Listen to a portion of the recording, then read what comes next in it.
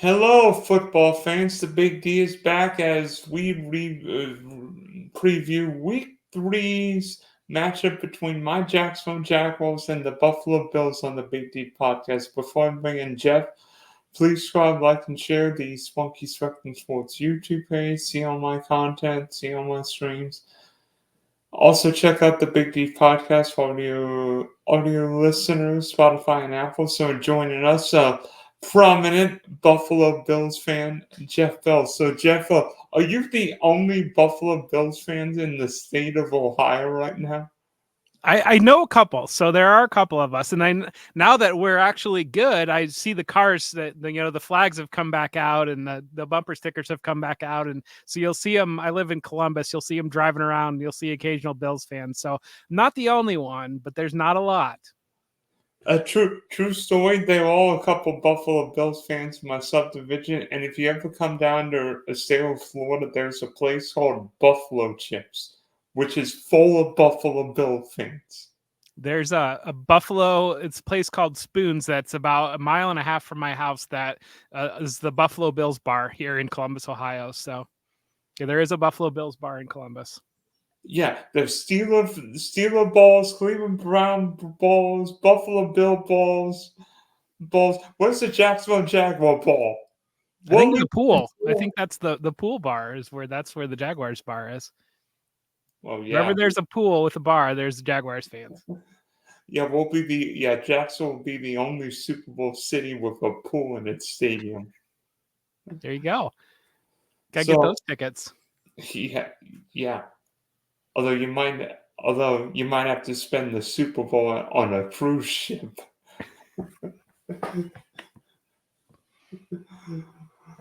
So, think back to last week. The Bills coming off an impressive win over the Miami Dolphins, 31-10, in a game that really didn't even feel that close.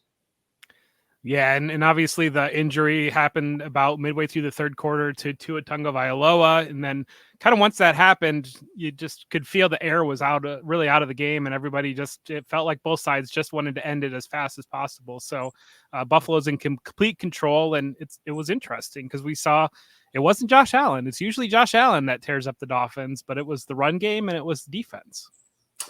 Yeah, James Cook ate more than Russell Wilson was cooking in Seattle for all those years because James Cook scored 3 first-half touchdowns, tied Thurman Thomas.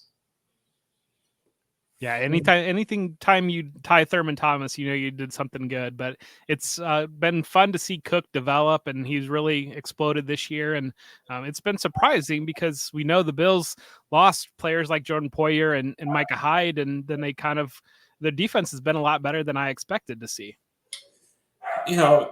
What's different about James Cook this year? Because, he's been good in years past, but seemingly, especially in the Miami game, I've not seen James Cook this elusive or this effective yet.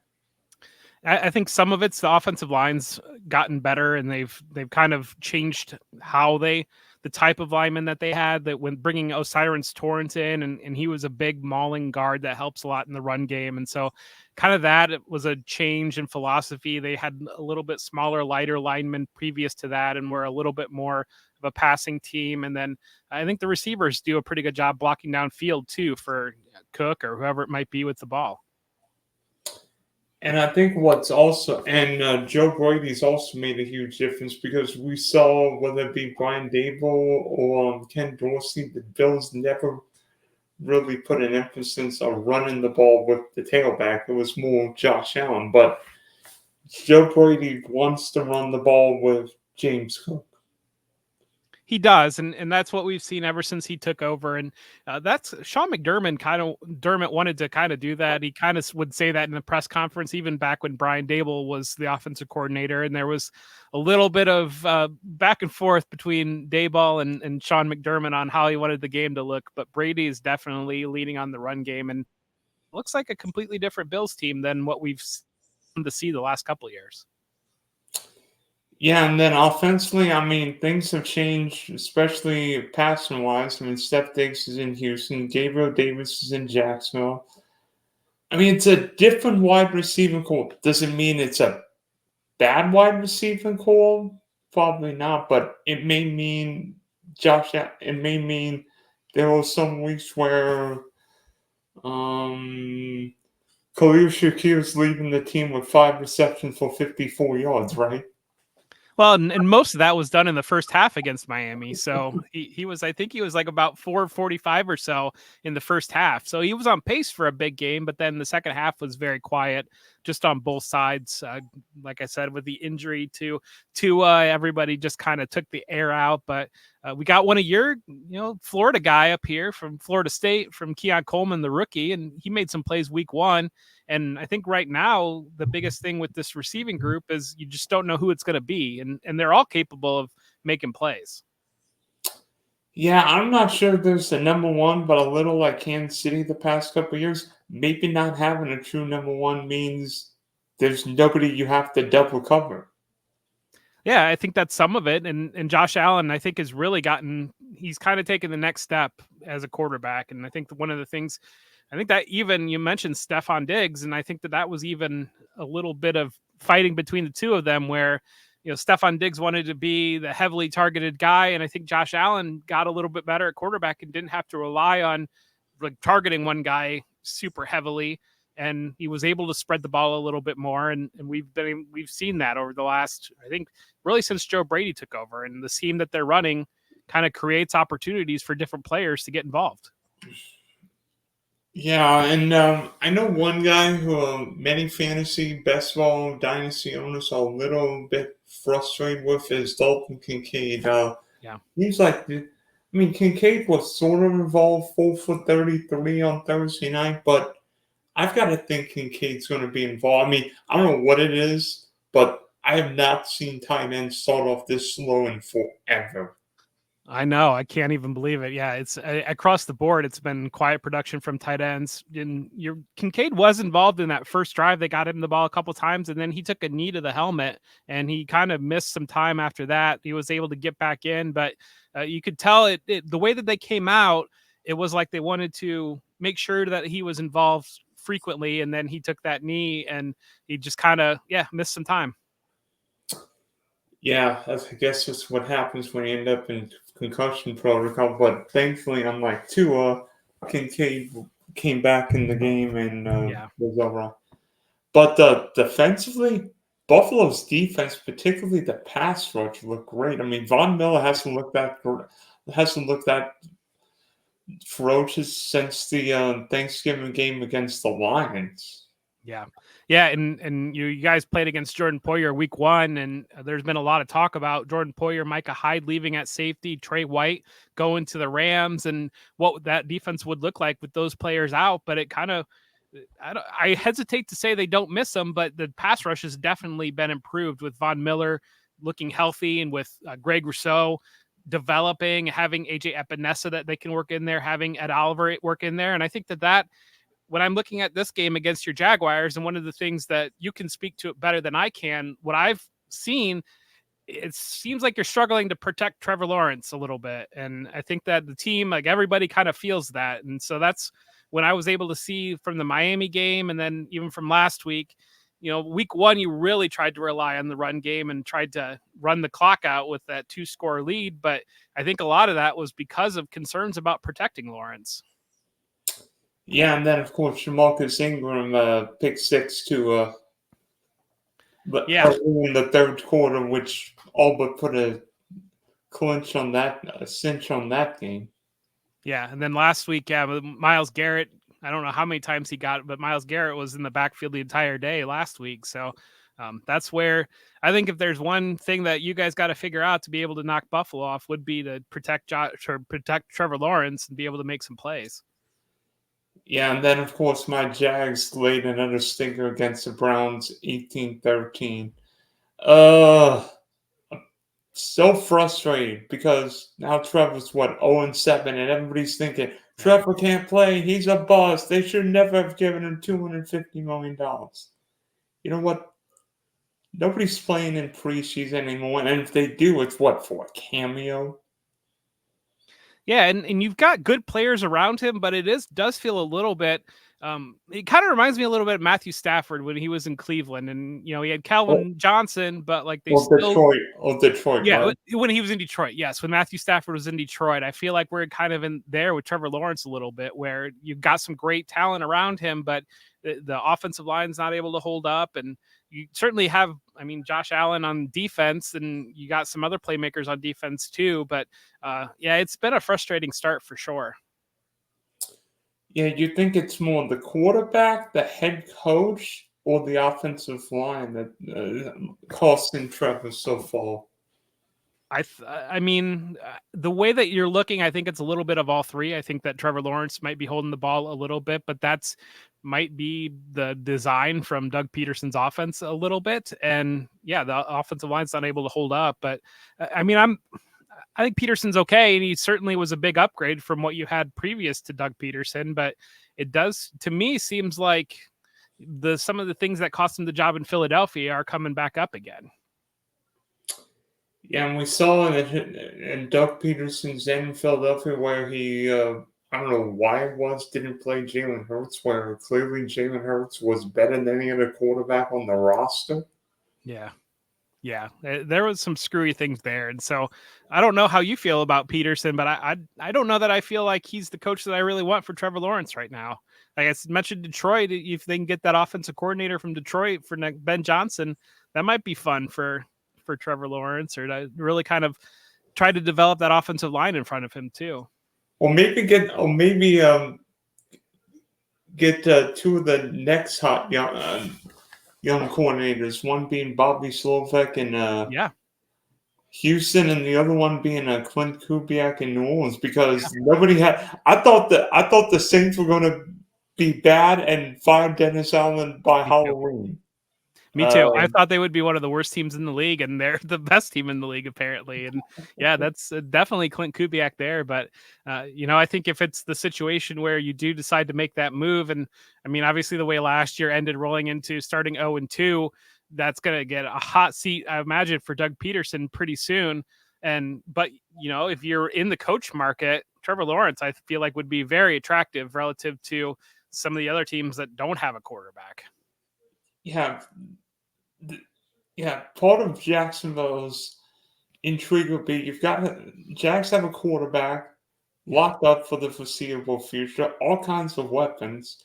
I mean, yeah, it's a quirky franchise, but every franchise outside maybe the Chiefs, Steelers, or Ravens, maybe the Bills, it's got a little quirk in it. I mean, I had 20 years where not a soul wanted to be a Buffalo Bill, and yeah, it took hitting Josh Allen and hitting Sean McDermott and Brandon Beane, and that's definitely flipped now. But yeah, there was a long time where they almost, when Mario Williams was a free agent, it felt like it was a hostage situation almost to get him to sign in Buffalo. But that was like the biggest thing that they did in 20 years. Yeah, or when you got Drew Bledsoe from the Patriots.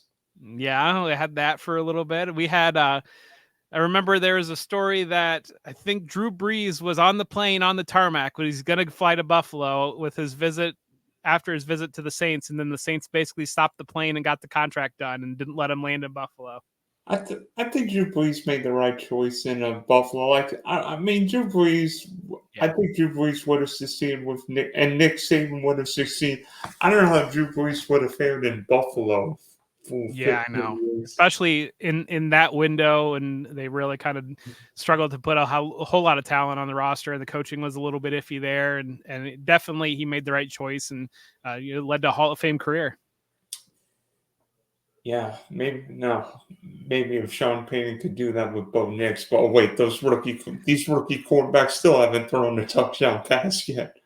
It's brutal. Yeah, some of the passing attacks has been brutal, and that's one of the things that surprised me about the Jaguars with all the talent that you do have. But like I said, it seems like they just don't want to actually throw the ball, and some of that I think is to protect Lawrence. But Brian Thomas looks fantastic, and he looks like he can be a true number one wide receiver for you guys in the short term, even much less the long term. And Gabe Davis, solid player. Christian Kirk, obviously, we know what he can do, and Evan Ingram, same thing. And then ETN, I mean, you got a lot of skill talent around Lawrence, and even though the Bills' defenses look good, you certainly have guys that can make big plays. Why have offenses in general been, particularly passing offenses, been underwhelming this year? I mean, I think I saw a stat where it was what, 66, 67, 68 passing touchdowns through week two. And I'm like, and every game I'm watching is like 20 to, it's like 22-21, 20-17, 19-13. Everybody's running the ball. Like all these teams playing cover two. That's a lot of it. I think the too high is a lot of it, but I think it's the too high. But the teams have also figured out in getting defensive players that can complement that too high. You know, it's when they put it in 4 or 5 years ago or so, it was a brand new scheme ish. I mean, I don't know. I grew up with like Tampa 2 defense and stuff like that, but at the same time, it was still a little bit revolutionary there. But now I think that you've had a couple off seasons and teams have been able to identify and develop players that fit that well. I think that I don't know that offensive line play is quite as good as it was in the past. Definitely. I And mean, look at yeah, offensive line is struggling, and I think you have a lot more guys that I mean, I grew up with John Madden talking about Big Gilbert Brown, and you've had these nose tackles that were just kind of there to stand in the middle of the field, and now defensive tackles. I mean, Aaron Donald retired, but you've got these guys that are 295-pound defensive tackles that can run 4.4s and are like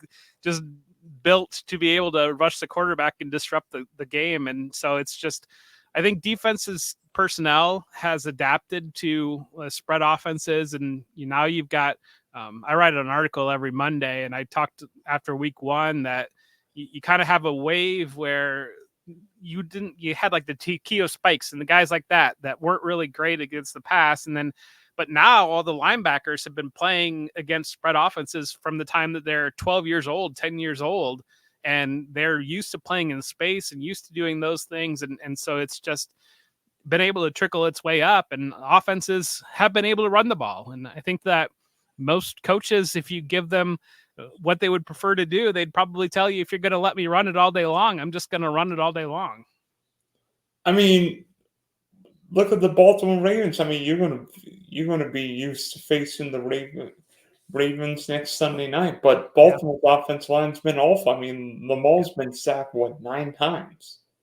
Yeah, well, and I know that Lawrence has got the most, it's like highest per pass attempt sack rate in the league, and some of these quarterbacks are just getting beat up. I think some of it's definitely probably guys not playing in the preseason and just being 2 weeks in, and I think we'll probably get to a point where through attrition, some of the top defenders will be out, and you'll have more continuity and conduciveness on the offensive side, and injuries have certainly been, as a fantasy player, injuries have been a huge story. And I mean, if you're a fan of the league, we know the difference between guys that are able to make plays and guys that are kind of the backups. Yeah, you want Puka Nacua playing, or you want Tyler Johnson playing in LA? Yeah. Cooper Kupp and Puka Nacua in there. You got Tyler Johnson and Jordan Whittington instead. So that's a tough break. Tutu Atwell. Yeah. Well, who are the Chiefs running backs going to be this Sunday night? Carson Steele and Samaje Perine. Samaje Perine, and then I think Keontae Ingram will probably be active, but there was a little bit of talk that maybe it will be Kareem Hunt, but we'll have to wait and see there.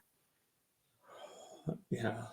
So, I mean, think back to recent Bills and Jags games. I mean, things have not gone well for the Bills. I mean, 2021 was probably the biggest surprise of that year, where I think everybody picked the Bills in Survivor that week. That didn't go well because the Jags won. The coach who shall not be named beat the Bills 9-6 in one of the strangest games of the 2021 season. I think, if my memory serves me right, Josh Allen strip sacked Josh Allen, and then Josh Allen intercepted Josh Allen. Yeah, so the Bills have beat the Jaguars. So you've won the last two, 23 and 21, and then back in 2018, that's when you guys beat us in the playoffs, or at the end of 2017 season. That was the playoff game that the Jags won. But yeah, it's going back. I told you before the show, I still remember the AFC wild card. That was Jim Kelly's last game, and Natron Means just tore up the Bills. And my uncle teasing me when I was Bills fan, and the Bills lost to the Jaguars because they couldn't stop Means. But that was a fun team with Mark Brunell, and he got you all the way to the AFC Championship game.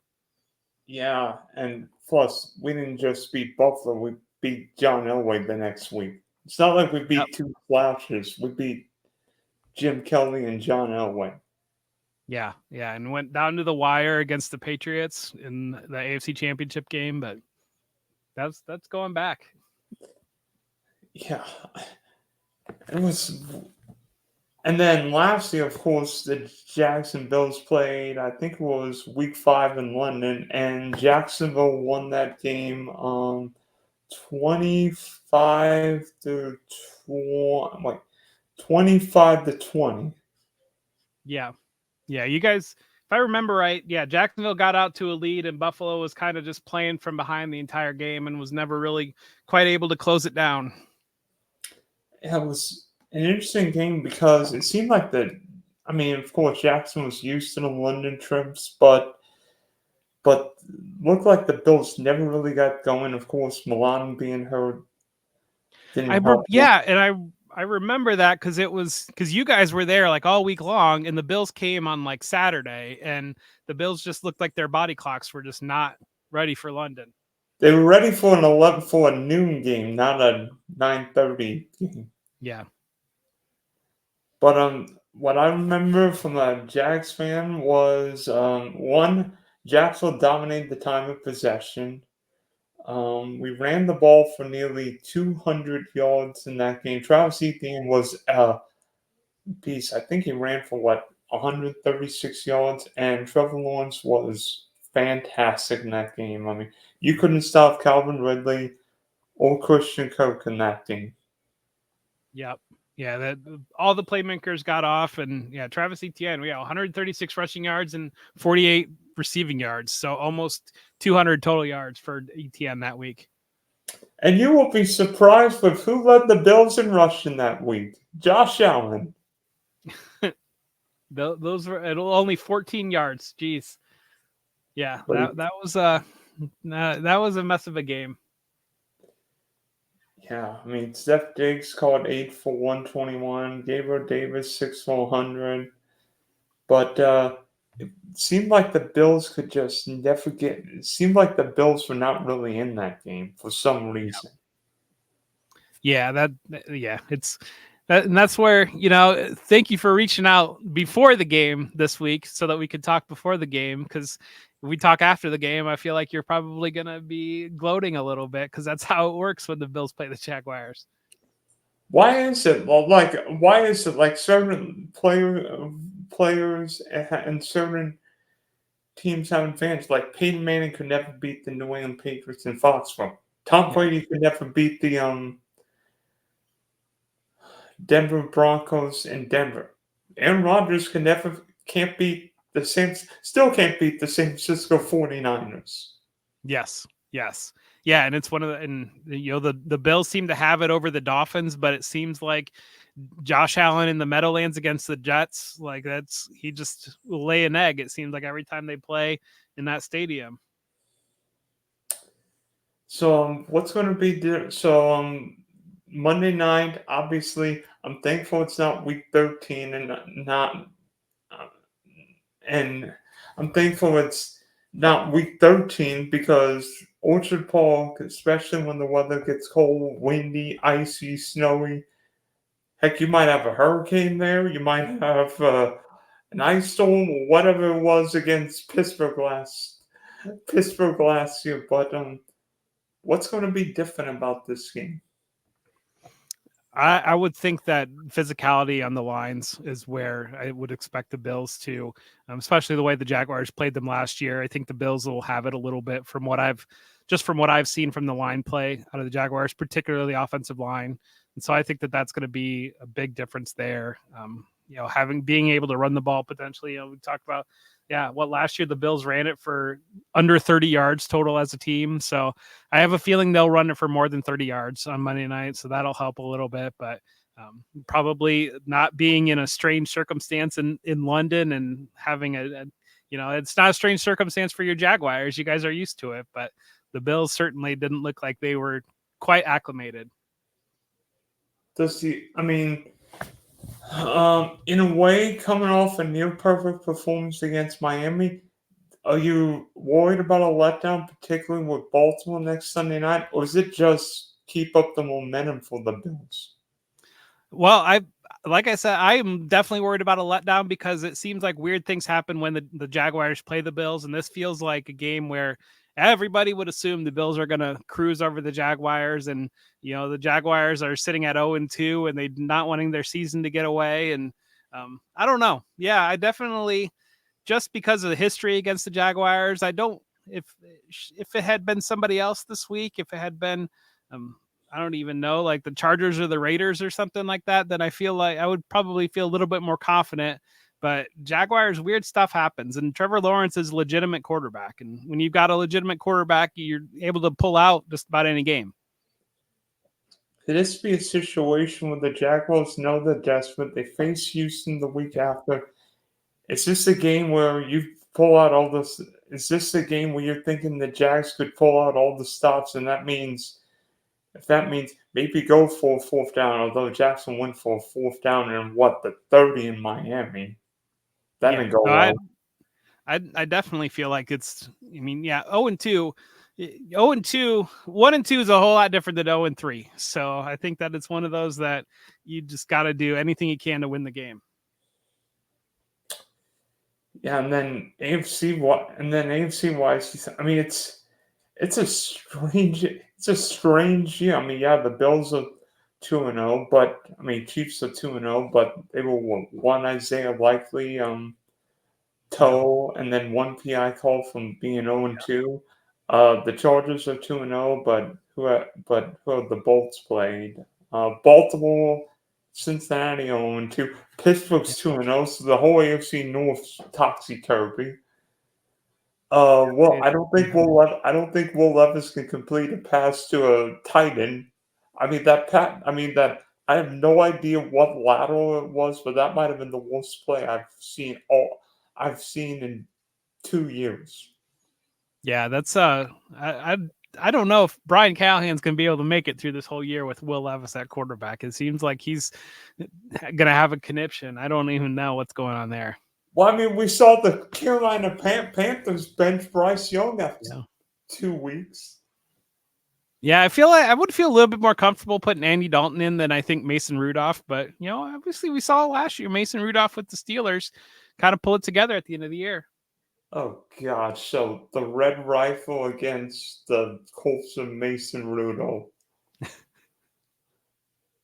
Yeah, and I was surprised like a guy like Joe Flacco, the league didn't show a little bit more interest there the way he played in Cleveland. But, and Jameis Winston, again, another. I don't know. I don't really know why some of these teams aren't going after some of those guys when it comes to free agency, but here we are. I mean, if Anthony Richardson keeps thinking of the joint, maybe Kirk Herbstreit wasn't that crazy saying Joe Flacco might start in Indianapolis. Yeah, I mean, Colts need to win a game. They're 0-2 too, aren't they? Yeah, I'm trying to think. Yeah, because they lost to the Texans week 1 and they lost to the Packers. So Malik Willis. Yeah.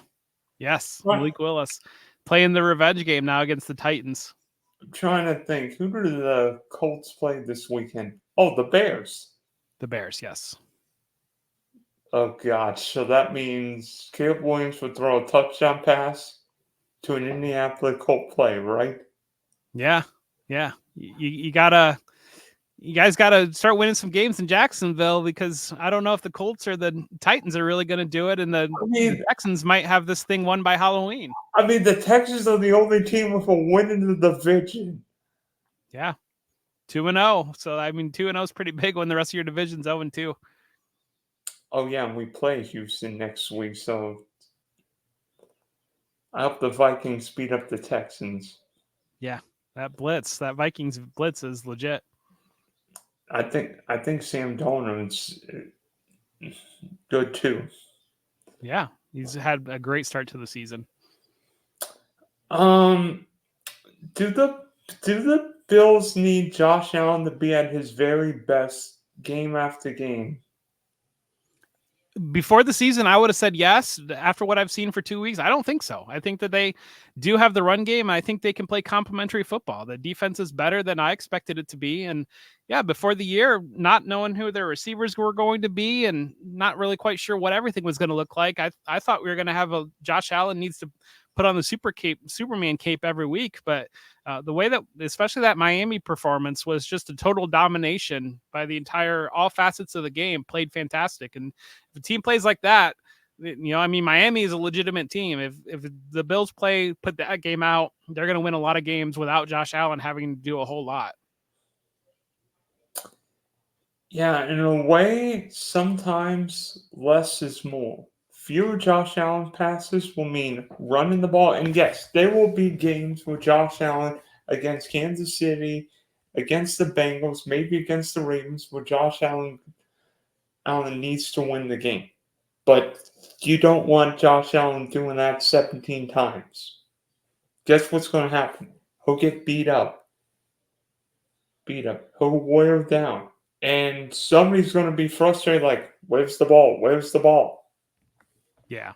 Yeah. I mean, that's kind of what we saw last year. I know he had that elbow injury last year, and then Stephon Diggs certainly got upset. And, obviously the Chiefs game went right down to the wire, but I have faith that the Bills will be back in the playoffs and figure out a way to lose to Patrick Mahomes again.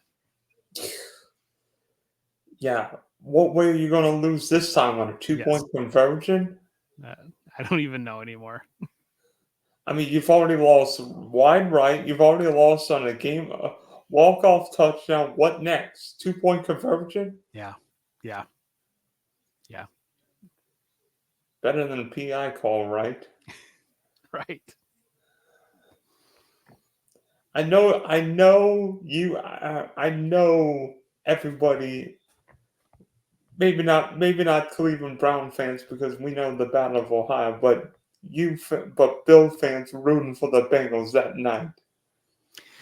The Chiefs hold a special place of hatred in my heart right now, and knowing the whole story with the franchise trading away Patrick Mahomes and losing him so many times, it feels like the curse of the Bambino a little bit, with the way that the Red Sox just couldn't beat the Yankees for 100 years. Well, good news for Bills fans. Orchard Park's finest will be jumping through tables week 11. Yeah, it'll be fun. It's always fun when they play, and the regular season game usually looks a little bit different than the playoff game, but we'll see. But I mean, it's great to have football back. It's great to have a Monday night game between our teams, and to have an early kickoff is nice, at 7:30 kickoff. So, although to be honest, I'm a little mad we don't get Joe Buck and Troy Aikman, though. I have no idea who's broadcasting our game. I don't know who it would be either, but it'll still be Bills football and Jaguars football, and it's still going to be fun. Yeah, so where can people find you? You can find me on Footballguys. And so I've got an article on Monday mornings, or Monday in the middle of the day, that comes out that kind of recaps the weekend. And I'm on the Footballguys Dynasty show that we've got 3 shows a week coming out. You can find me on Friday mornings with Dave Kluge. We're talking about the injuries for the week coming into that week. Sorry. I do the DFS show, and then I do a Sunday live show with Jagger May and Joey Wright. And we do that show on Sunday mornings and kind of set your lineup. You can find that on the Footballguys YouTube at 11 o'clock. So lots of podcasts and shows coming out, and written articles, and all over Footballguys. And then on Twitter at For Whom J Bell Tolls. Yeah, and of course you can check me out at Dylan S Sports 1, Big D Podcast, Spunky Spectrum Sports. So, Jeff, good luck to you, Bills, and let's play a 49-49 tie on Monday night. It'll be fun. Thank you so much, Dylan.